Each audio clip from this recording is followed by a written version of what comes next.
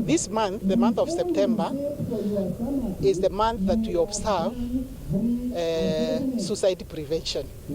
So as KCPA, Kenya Counseling and Psychological Association, we have taken up this so that we can observe and create awareness and sensitization to the challenges that people have of the mind that in most cases will lead them to committing suicide. Our young men are more at risk because them, when they contemplate suicide, most of them actualize it. It's not like the ladies.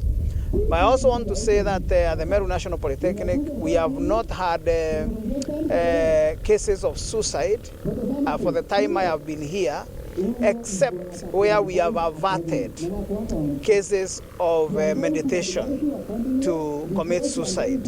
And we have had many of these cases where students, because of one reason or the other, wanted to commit suicide. Red Cross, we have had many response cases here in Meru, and one of the most rampant cases is the drowning case, where you find some of the youths are taking it to just take away their life, that we call suicide, in terms of throwing yourself into the river, and that's how we call it drowning.